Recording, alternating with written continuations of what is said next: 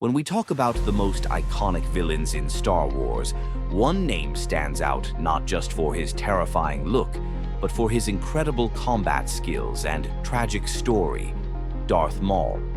From his stunning debut in The Phantom Menace to his unexpected return in the Clone Wars and Rebels, Maul's journey is one of revenge, survival, and ultimate downfall. But who was Darth Maul? How did he survive after being cut in half by Obi-Wan Kenobi? And what was his ultimate fate? Let's dive deep into the life of one of Star Wars' most feared Sith warriors. Darth Maul was born on Dathomir, a dangerous world home to the Night Sisters and the savage Zabrak warriors. He was taken as a child by Darth Sidious and trained in the dark side of the Force. Sidious didn't just make Maul a Sith apprentice, he turned him into a living weapon. Maul's training was brutal, focused entirely on pain, rage, and combat. Unlike Sith Lords before him, who were often schemers and manipulators, Maul was trained purely as an unstoppable fighter. His agility, speed, and deadly double-bladed lightsaber made him unlike any Jedi or Sith before him. Maul made his legendary debut in Episode 1, The Phantom Menace, as the mysterious enforcer of Darth Sidious.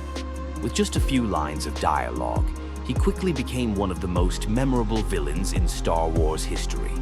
His greatest moment came in the Duel of the Fates, where he took on Jedi Master Qui-Gon Jinn and his apprentice, Obi-Wan Kenobi. The fight was one of the most epic lightsaber duels in the franchise, showcasing Maul's unmatched skill and power. Despite killing Qui-Gon Jinn, Maul was ultimately defeated by Obi-Wan, who sliced him in half, sending him tumbling down a reactor shaft. For years, fans believed this was the end of Darth Maul, but his story was far from over. Against all odds, Maul survived his injuries, though he was left physically and mentally broken. He crawled to the junk planet Lotho Minor, where he lived in madness, fueled by hatred for Obi-Wan. Using scraps and sheer willpower, he built mechanical spider-like legs to replace his lower body. Years later, he was rescued by his brother, Savage Opress, and brought back to Dathomir, where the Night Sister mother Talzin restored his mind and gave him new cybernetic legs. Now, fueled by a burning desire for revenge, Maul went on a rampage across the galaxy. He killed Jedi and Republic soldiers to make himself known, formed his own criminal empire known as the Shadow Collective, uniting the Hutts, the Pikes, Black Sun, and the Mandalorian Death Watch. Conquered Mandalore, defeating Pre Vizsla and taking the Darksaber for himself. Despite his power, Maul's empire was doomed to fall. During the siege of Mandalore, he faced Ahsoka Tano, the former Jedi Padawan of Anakin Skywalker. In an intense duel, Ahsoka defeated Maul and captured him, handing him over to the Republic. However, before he could be executed, Order 66 happened and Maul escaped once again. Years later, during the reign of the Empire, Maul reappeared in Star Wars. Rebels, now an old but still dangerous warrior. He spent years searching for a way to defeat both Palpatine and Darth Vader. But in the end, his focus remained on Obi-Wan Kenobi, the man who had ruined his life.